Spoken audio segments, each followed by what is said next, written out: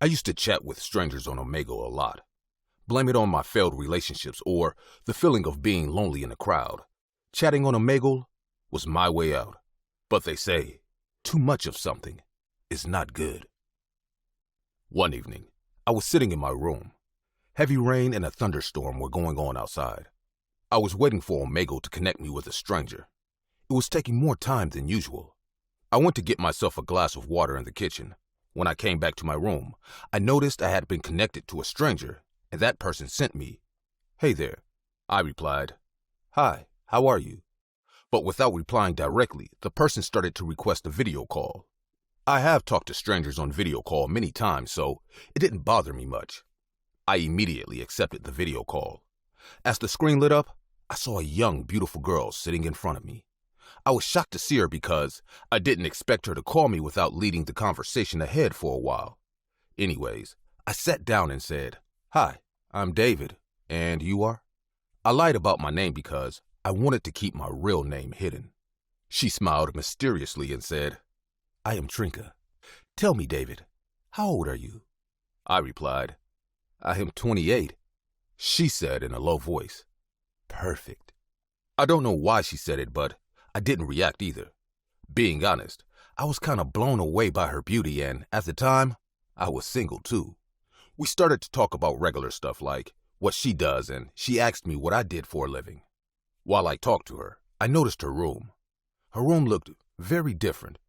Wind chimes were hanging from the ceiling, and the wall was decorated with Gothic paintings and dark art.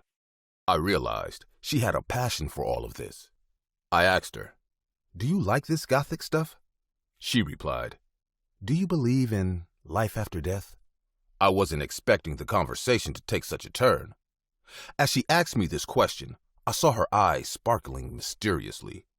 I replied, "When you die, you die. That's all, Trinka." Trinka smirked at me and said, "Where do you stay?" I told her the street name, but not the full address. She started to laugh like a child. I said with surprised eyes, "What happened? What's so funny about my address?" She said, "It will take 10 minutes to meet me, David. I am in that street area now." I got shocked and said, "Really?" Trinka nodded her head and then said, "You know there's going to be a late-night party at my house tonight. I think you should come. It will be fun." I checked the time on my phone. It was 11 p.m. already. Trinka said, "The storm has stopped too. This is my house address. See you at 12 a.m. sharp." I heard the sound of her doorbell, and she disconnected the video call abruptly. For a minute, I couldn't believe what just happened. Did I really get an invitation to a party from a beautiful girl whom I just met online? It got me anxious, thinking should I go or not, but in the end, my rational senses gave up. After all, it was a party and I was looking to socialize, so I got up and went to the washroom. I was keeping my expectations low, hence I wore a simple t-shirt and a pair of jeans. I copied the address on my phone. It was Subscribe Street, IMR Lane, house number 2021. Trinka was right.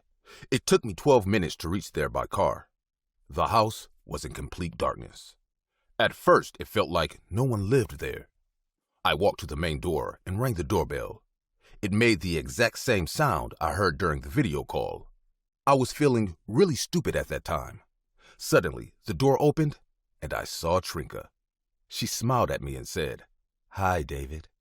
Welcome to my den." I entered the house. The living room was filled with candles.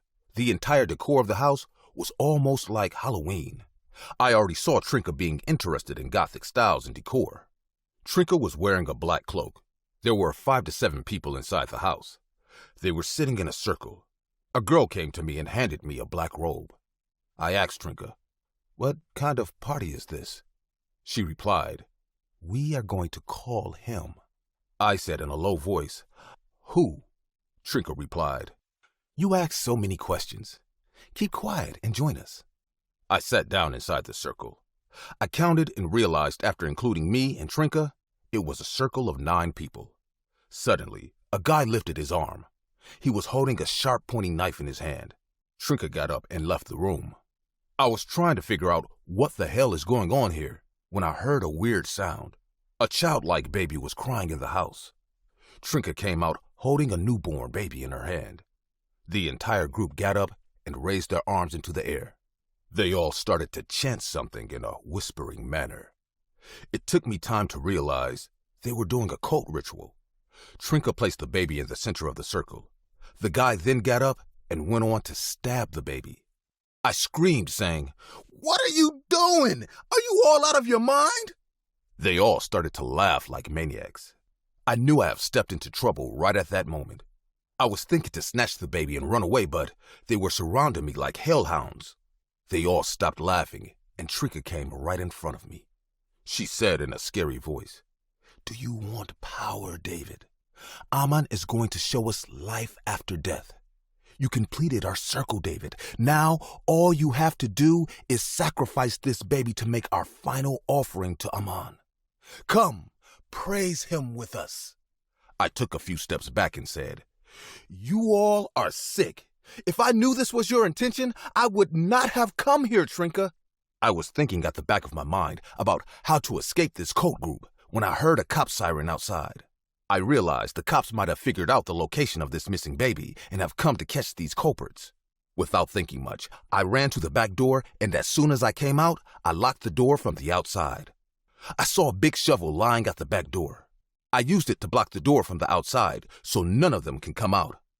I wanted to take the baby with me, but I didn't have time for this. The cops broke the main door and busted in.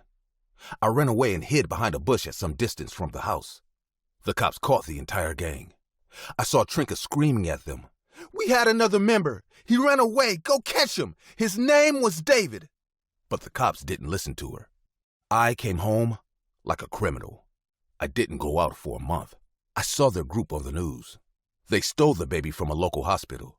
They have been sentenced to prison, and I am still scared thinking about what would have happened if I didn't run away that day. I'm just glad the newborn has been returned to its family. It scares me how Trinka tried to frame me that day. I am glad I didn't use my real name while chatting in Omegle.